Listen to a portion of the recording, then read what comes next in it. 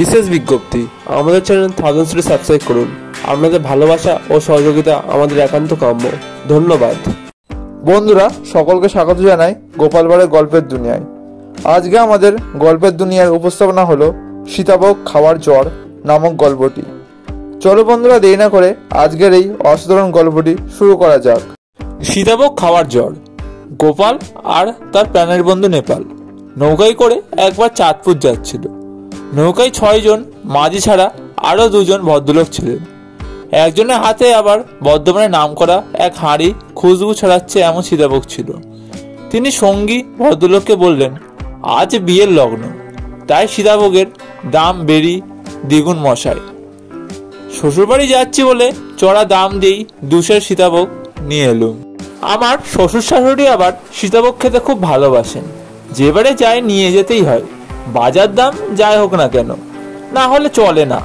হাঁড়িটা ছাইয়ের ভেতরে রেখে এসে তিনি বললেন, চলুন আমরা বাইরে গিয়ে বসি, ভেতরে ভীষণ গরম, বাইরের জলের হাওয়ার বেশ আরাম লাগবে, ছাইয়ের ভিতরে আর গরমে বসা যাবে না।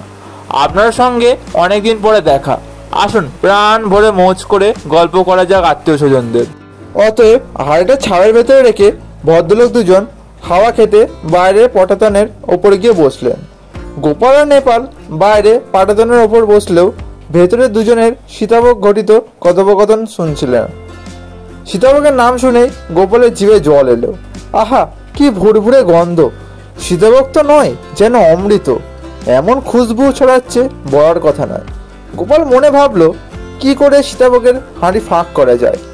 যেমনি ভাবা তেমনি কাজ। ভদ্রলোক 2 জন কথাবার্তা বলতে বলতে ছাইয়ের ওপর এসে বসলেন। আর গোপালও তৈরি মতলব হাসিলের ছক কাটে, কি করে খাওয়া যায়। কিছুক্ষণ পর গোপাল কাঁপতে কাঁপতে নেপালকে বলল, নেপাল, আমার যে আবার জ্বর এলো রে, শিশু শীত করছে, গায়ে চাদরও আনেনি, বেলাও বেশি নেই, কি করা যায় ভাই বলতো। গোপালের কথা শুনে নেপাল বললে, তুই এমন কাণ্ড বাঁধাবি জানলে তোকে সঙ্গে করে আনতাম না।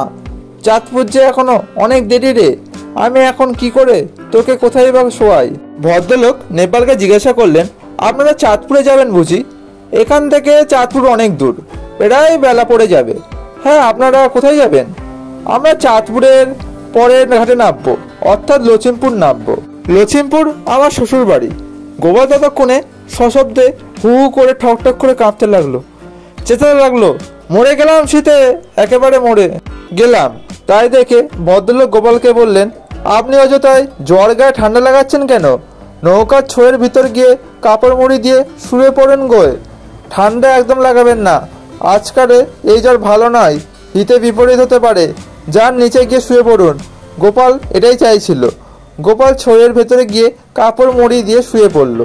2 ঘন্টা পরে চাঁদপুর ঘাটে নৌকা ভিড়লেই নেপাল গোপালকে ধরে ধরে যেন কোলে করে ঘাটে নামলো। ডাঙায় কিছুটা দূর হেঁটে গোপাল বলল, যাক বাবা, এতক্ষণে ঘাম দিয়ে জ্বর ছাড়লো, আর ভাবনার কিছু নেই, তুই আমাকে ছেড়ে দে, এবার আমি একা একা যেতে পারবো। নেপাল গোপালের কথা শুনে মুচকি এসে বলল, ছাড়ার আগে আমার ভাগটা দে। নিশ্চয় তুই আমার জন্য কিছু এনেছিস, না সব নিজেই সেটে এসেছিস। তোর যখন নৌকাতে কাঁপনে দিয়ে জ্বর এলো তখনই বুঝেছি এ নিশ্চয়ই সীতাভোগ খাওয়ার জ্বর, ছাড়া আর কিছু নয়। ঠিক বলছি কিনা বল?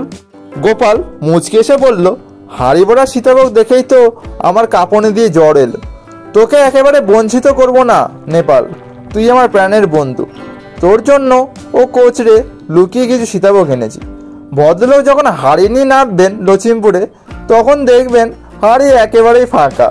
সীতাভোগের শোকে তখন না ভদ্রলোকের জ্বর আসে। শ্বশুরবাড়ি গিয়ে এবার ভদ্রলোক মুখ দেখাতে পারবেন না হয়তো।